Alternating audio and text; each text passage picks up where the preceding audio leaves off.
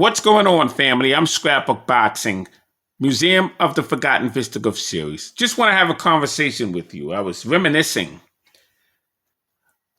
on how I got involved in boxing and some of the things that I have seen and witnessed in fights that I've been through.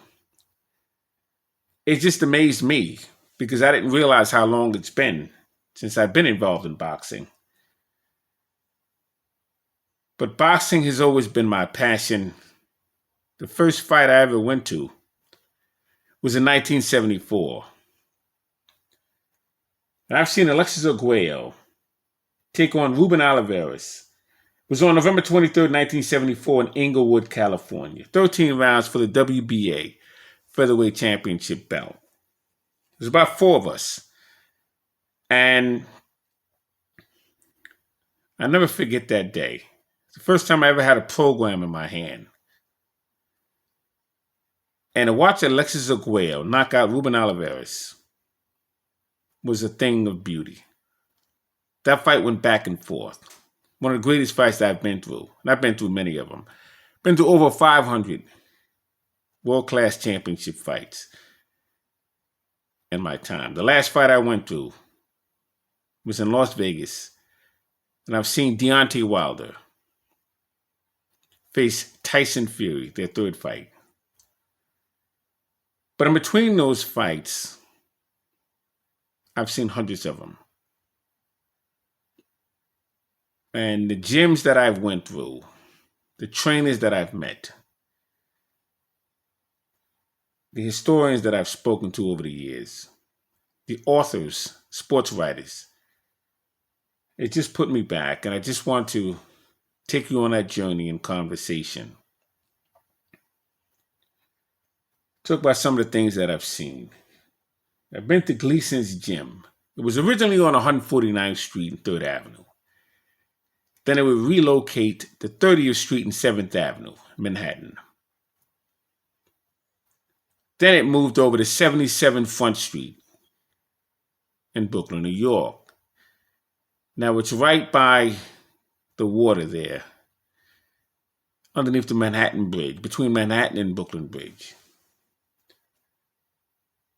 I've been through Gramedy's Gym. It's on 14th Street at the time. It was owned by Custy Amato. Been to Ringside. It was in Jersey City, New Jersey. There you had the trainer named Al Serto. He had Buddy McGirt. Buddy McGirt was training there. Arturo Gatti was training there. Buddy McGirt, let's talk about him for one moment.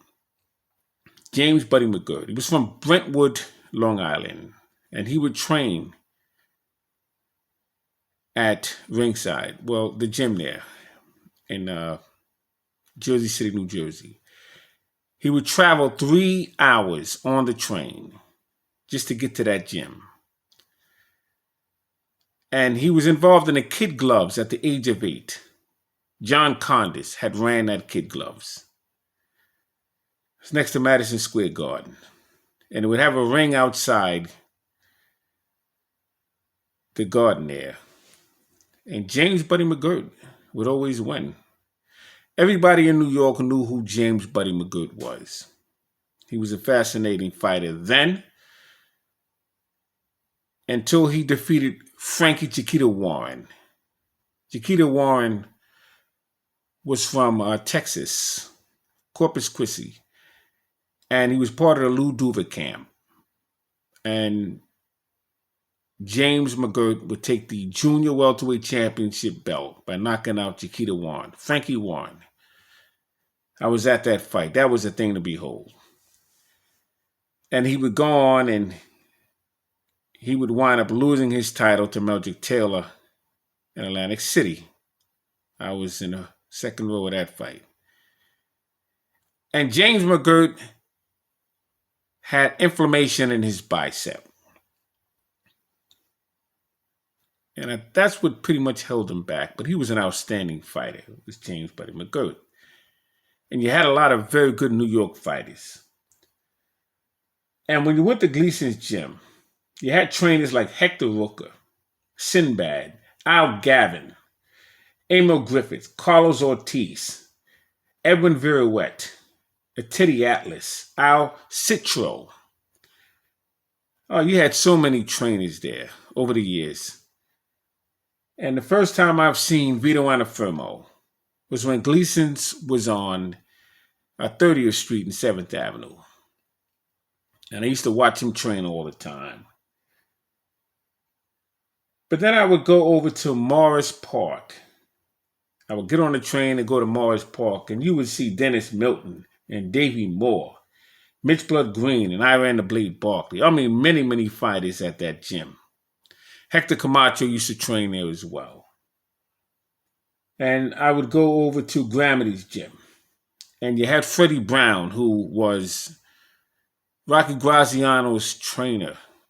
He was there. And you had Ray Arcel, trying to think of Old Man John. All those old school trainers used to be at Gramity's gym. That was owned by Custy Amato. It's on 14th Street. But what was amazing about the gyms in New York, you never knew who would show up in those gyms. And it was always a beauty to walk into the gym and you see someone standing there that you wouldn't expect to be there. Now, one of the gyms that I love to visit was a gym, Bed-Stuyvesant Recreational Center, and you had so many fighters come out of that gym. If I can remember correctly, you had Tony Hawks and Ronald Butter McCall. You had Richard Brent, they called him the Bamboo, Akbar Walton. You had Anthony Perez, they called him Quavez. Leon the Cat Taylor. Yahu Judah. Yahu Judah was the father of Zab Judah. He had 9 sons. And Yahu Judah was a 3-time kickboxing champion of the world. He had 9 sons, and he had a set of twins.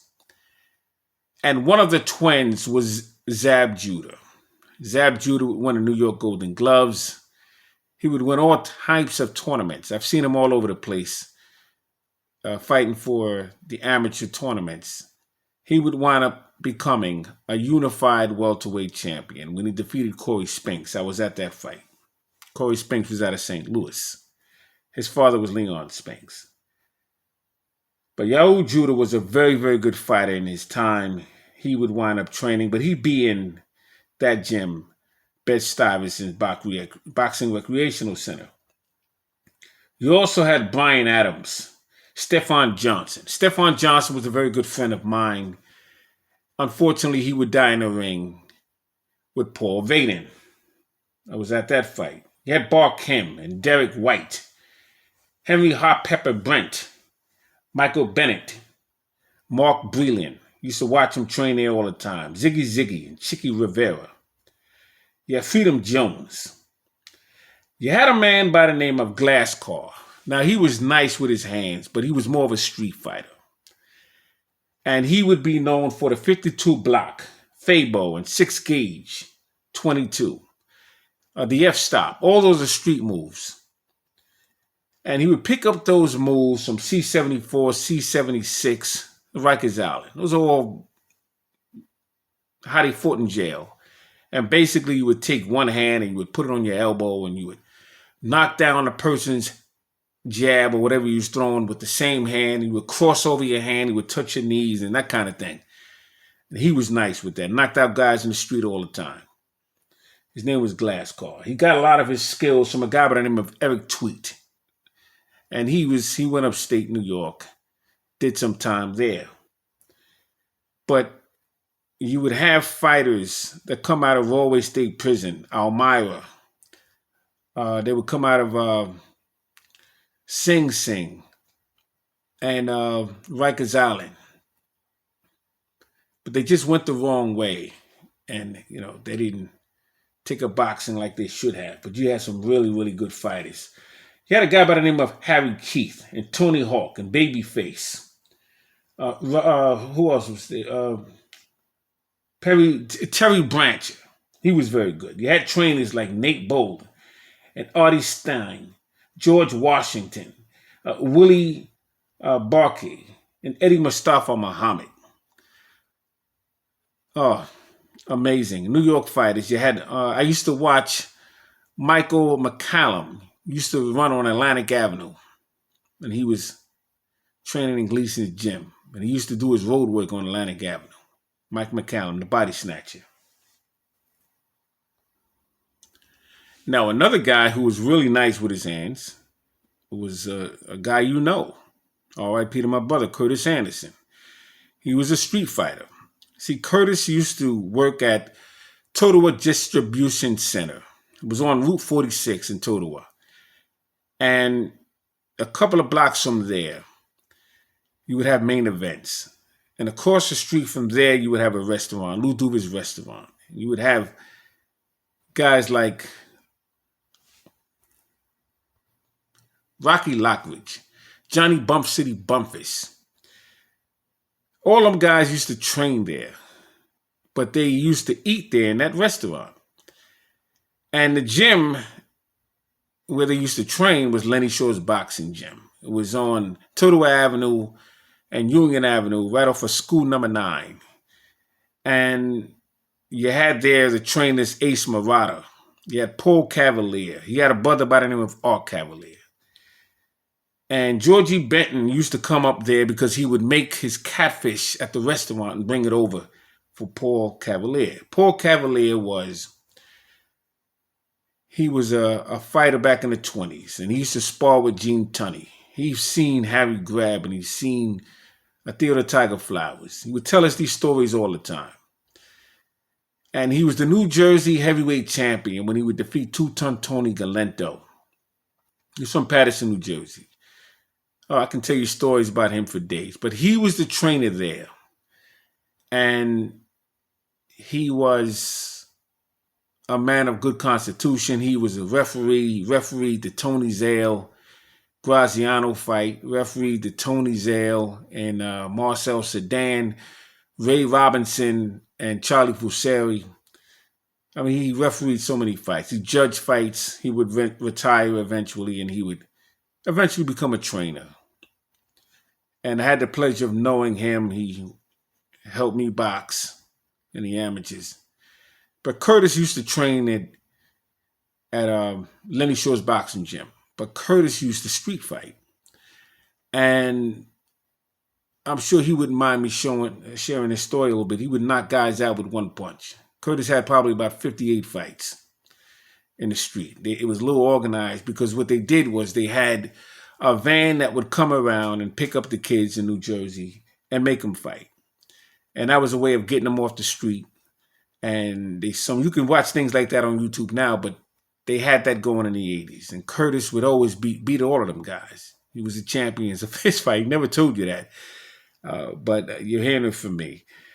Kimbo Slice. All of these guys were street fighters. But the Golden Gloves would come around in 1928. And Chicago and New York always had their rivals. And what was amazing about that, you had 424 young boxers that were scheduled to perform in a 3-night event. And eventually, it worked itself out because they had a lot of problems sanctioning it. And from that point on, you had fighters come all the way up. Now, Harry Smith, his name was the Harlem Thunderbolt. He didn't perform in that competition because it was bias. You had a lot of racism at that time. But Harry Smith wound up becoming a colored middleweight champion when he would dethrone the pride of Harlem. His name was Jack McVeigh. And Harry Smith was supposed to become a dentist. That's what his father wanted him to become, a dentist. His father had real estate all up and down Harlem. He had taxi cabs and limousine businesses. So Harry Smith didn't have to be a fighter, but he wanted to fight. And he was a hell of a fighter. I have him just about my best middleweight of all times. For me, just for me. Harry Smith was that. He was an outstanding fighter. And Mickey Walker avoided him for many years. You had 3 fighters that was in the top 5. They were black fighters. You had Lynn Johnson, who was from Europe. You had William Gorilla Jones, and you had Harry Smith.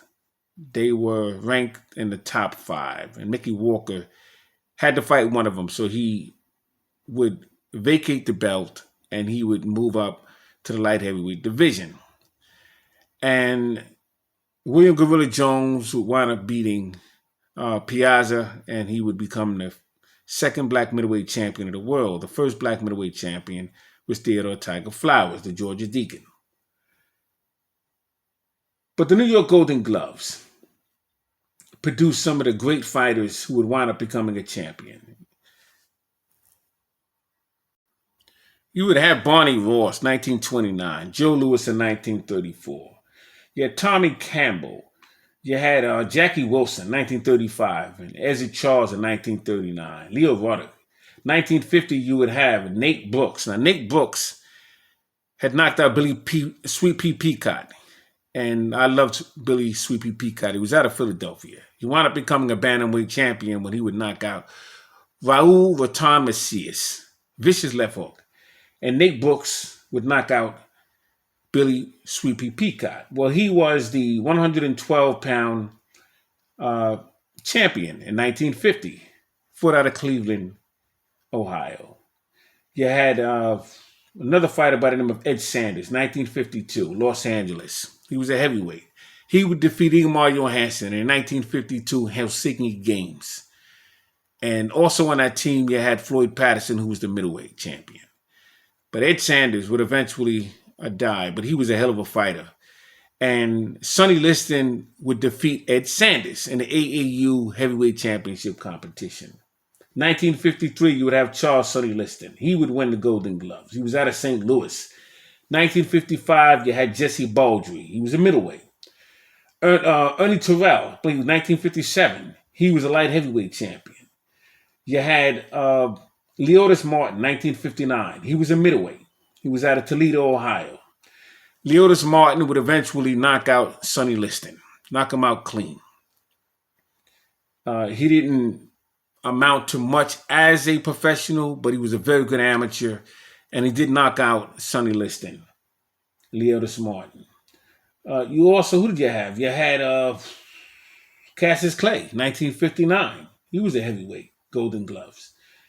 You had a middleweight by the name of James Ellis, Jimmy Ellis, Louisville, Kentucky. He would wind up becoming the WBA heavyweight champion when he would defeat Jerry Quarry in a tournament. And Muhammad Ali was very upset at the time because he used to school Jimmy Ellis. Both these guys were in the same amateur competition. They were both from Louisville, Kentucky. Jimmy Ellis was a middleweight. He was in the ring with many fighters back in his time.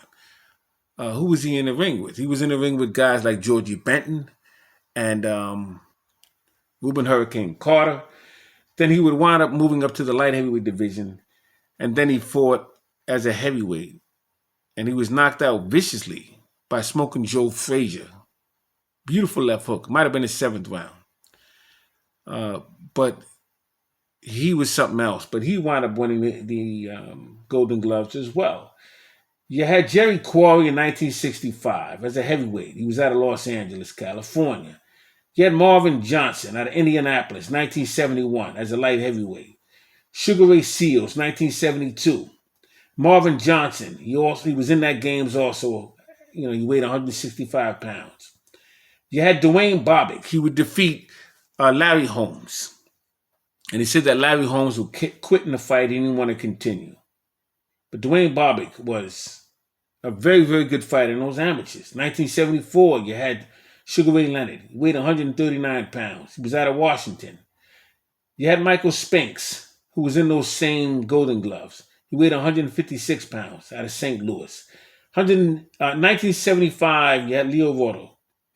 Leo Rudolph was also in the 1976 Olympic Games. You had Ronnie Shields and Aaron Davis. Aaron Pryor, not Aaron Davis. You had Aaron Pryor, who was also in the 1975 Golden Gloves. 1976, you had Michael Dynamite Dokes. He was a heavyweight. 77, you had Mike the Body Snatcher McCallum. Now, he fought in the Olympics in 1976, but he fought out of Jamaica. He represented Jamaica. But he won the Golden Gloves in 1977. That's the same year that Ray Leonard would turn professional, and he would earn $40,000 in his first professional fight. 1978, you had Richard Sandoval. Now, Richard Sandoval had fought Gaby Canizales. 1986, it was on the undercard of Marvelous Marvin Hagler and John the Beast Mugabe.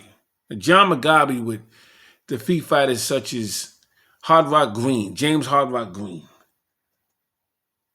and Animal Fletcher, and many others. And he came in with a record of 26-0 with 26 knockouts in Las Vegas, Nevada.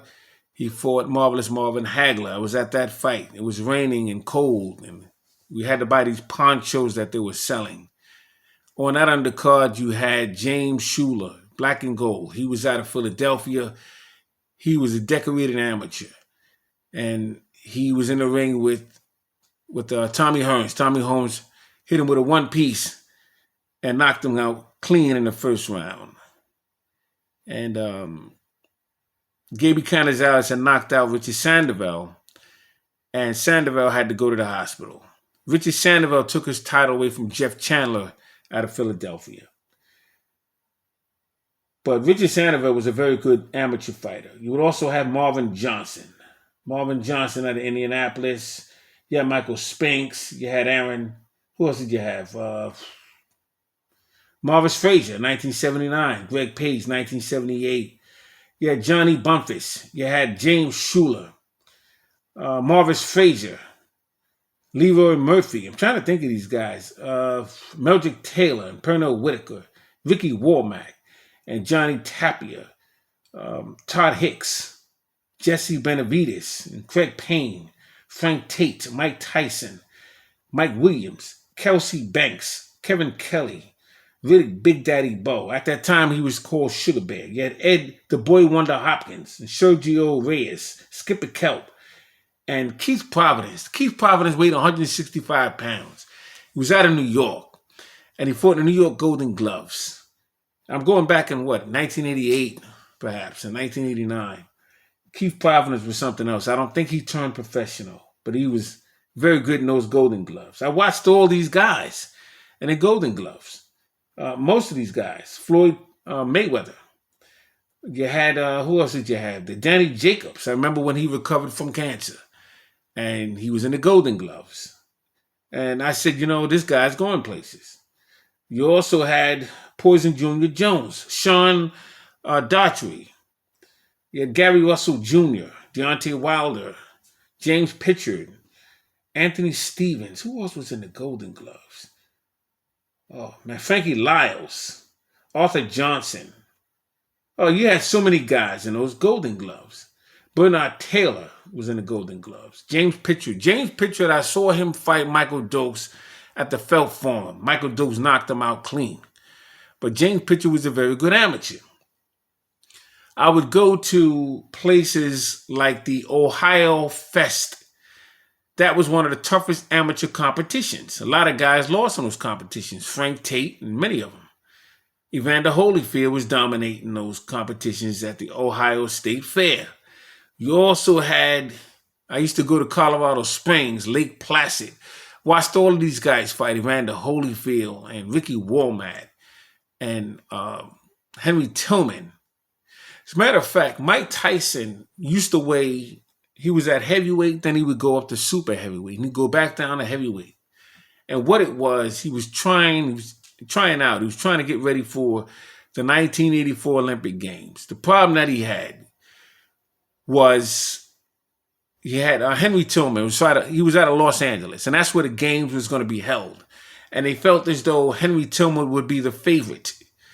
They wanted to have a man from their city to be the heavyweight champion. So they were moving up and down from super heavyweight to heavyweight. Now, you had Tyrell Biggs out of Philadelphia, and he was, in that super heavyweight division. You had Frank Payne. Craig Payne. You had Craig Payne. He was in the heavyweight. You also had